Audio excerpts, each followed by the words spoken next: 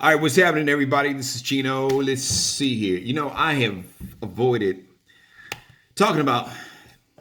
I even, having a hard time mentioning his name because I don't want to feed into this to the hype. I'm not knocking Kanye's hustle, and I get he's from the Kardashian school of any publicity. There's no such thing as bad publicity, so I get that. So I know he's got new material that he's dropped, and this is maybe some kind of Machiavellian three-dimensional chess way of getting attention and maybe getting some new followers. Hey, maybe I'll get some Trump supporters to go ahead and buy my music and buy my downloads. Yeah, why not? Piss off black folks. They love me anyway. Okay. But this conversation is not about Kanye per se.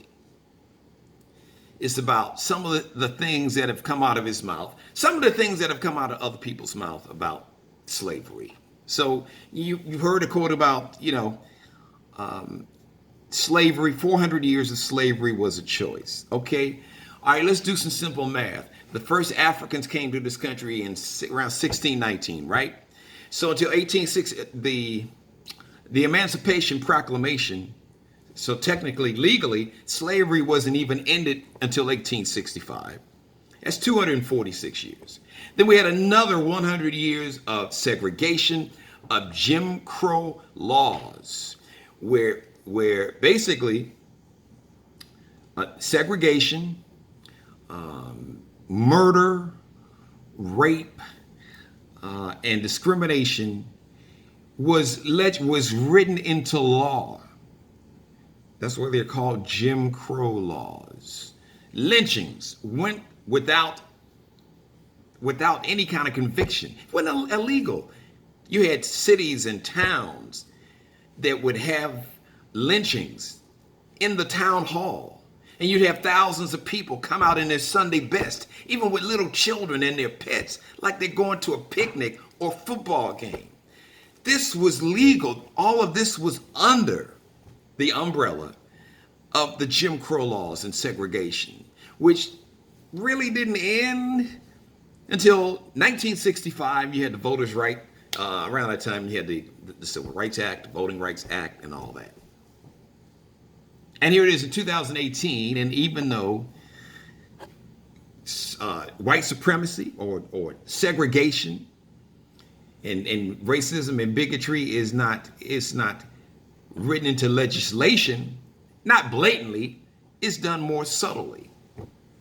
But I've heard the conversation, and I've seen some other and heard some other conversations that somehow, because the spin was put on it, and Kanye tried to put the spin on it that, well, it wasn't. I know that, the black folks didn't ask to come from Africa in chains, but when they got here, they didn't fight for their freedom. And I've seen that, and I've heard that conversation, that somehow we as the survivors, the descendants of the slaves that survived the Middle Passage and the rape and the sodomy and the abuse and the separation and the forced, the forced, what's the word I'm looking for?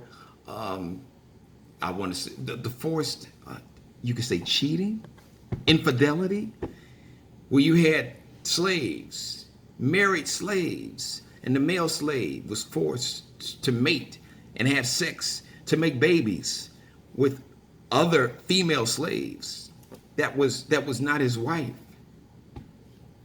So, and I'm not justifying anybody that's practicing infidelity or cheating, but the point I'm trying to make was that, yes, actually, Kanye and everybody else, yes, you had many slaves, many of our ancestors and descendants, outside of the ones that we know, like Nat Turner, who did fight and was killed and murdered, and Harriet Tubman, who fought. There were many slaves that fought and who were murdered, shot in the head, killed in front of the other slaves on the plantation, in front of their children and wives and spouses.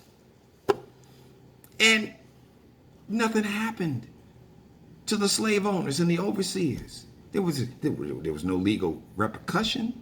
So yes, you had many slaves who fought. And just imagine, had all the slaves fought and wound up murdered, then none of us would be here because we wouldn't have any ancestors to be descendants of. So to set the record straight, and you can do your own research, yes, many African slaves who came to America, many fought. Hundreds, thousands, hundreds of thousands. And many of them lost their lives. And the ones that didn't lose their lives, like I said, they were humiliated and they were forcibly raped in front of their family and the rest of the plantation, raped and sodomized to intimidate them, okay? So, yes, they did fight. So if anybody tells you that we as Africans were too cowardly, we were cowards and we didn't have the courage to fight the slave owners, they're misinformed. They're uneducated, they're lying, or they're in a sunken place. Because what the slaves didn't have here in America, now some will say, well, look at the Haitian Revolution. And I salute the brothers and sisters in Haiti in the revolution. Okay, but their situation was different. But the slaves who came to America from Africa, when they got into this situation, they had two main things working against them. They didn't have the weapons, the firepower to adequately fight the colonizers and the slave owners, and they didn't have the law on their side. So the colonizers and the legislators and the colonizers and the slave owners had the law on their side, and they had more, stronger, better. We didn't have guns. Well, we had maybe like an axe, pickaxe, or an axe, and they had weapons. So you don't bring an axe or a knife to a gunfight. You weren't going to win that fight. So I tried to stay away from this, but I just wanted to set the record straight, especially for our young people. And then when Kanye says that somehow that, why do we still talk about slavery? For the same reason that the Jewish community still educates their young people about the Holocaust. Why Japanese Americans educate their children about the Japanese internment camps that were here in America less than 100 years ago. That's why we do it. And because too many of our schools don't even educate. We have schools in Texas to where it is legislated by the school districts to not talk about things like slavery because they don't want one group of children to be upset with the other group of children. Can you imagine if that happened in the Jewish community, or if somehow that you tried to tell Japanese Americans that they schools couldn't teach about the Japanese internment camps and what this country did to the Japanese after Pearl Harbor was bombed? There's a saying that says, past is prologue. Or, when we don't know or forget our past, we are damned or doomed, I'm paraphrasing, we're doomed to repeat it. And unfortunately, in the climate that we live now, in the era of Mr. Orange Hair, who has empowered and emboldened white supremacy, bigotry, hatred, misogyny, sexual assault, religious bigotry, and more. This is not new. This happened before.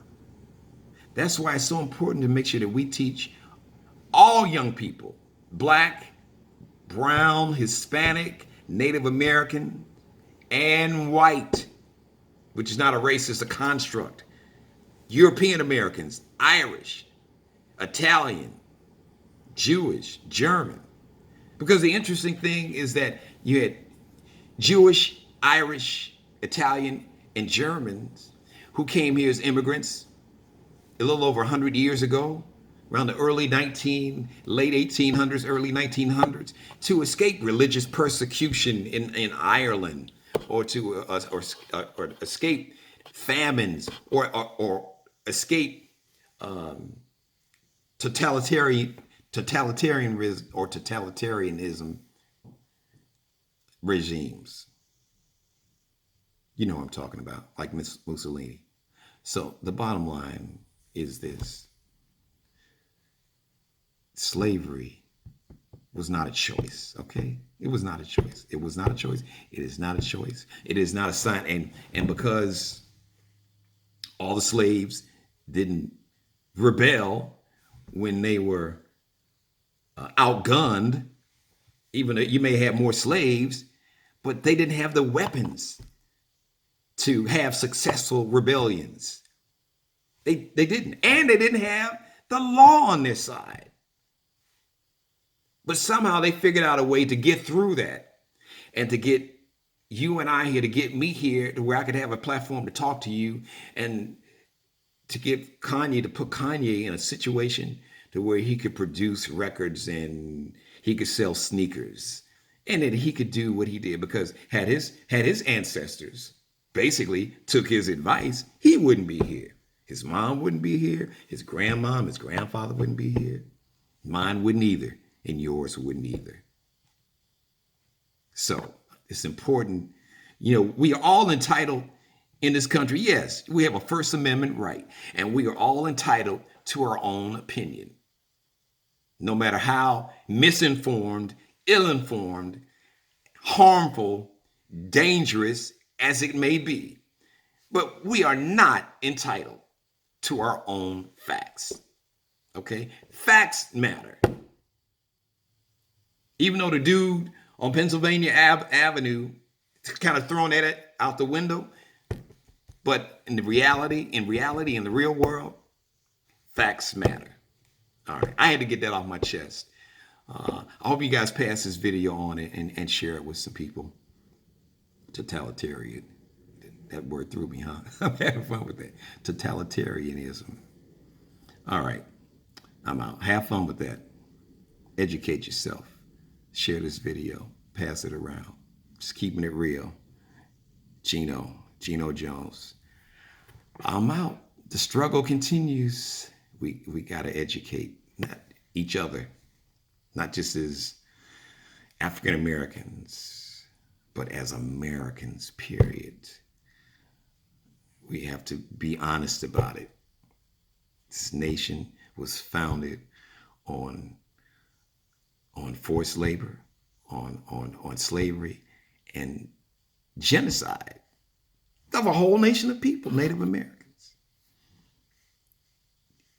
Yeah, there's a lot about this country that's great. It's the greatest country in the world. But there's a few things we need to raise our hands and own up. And own and say, you know what? As great as we are,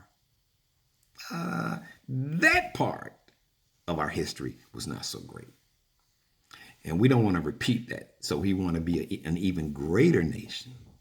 We have to root out bigotry and white supremacy and sexism and religious bigotry and homophobia and all the forms of hate, bigotry, fear, and division, to make America even greater for everybody, all people, all in caps, period, full stop.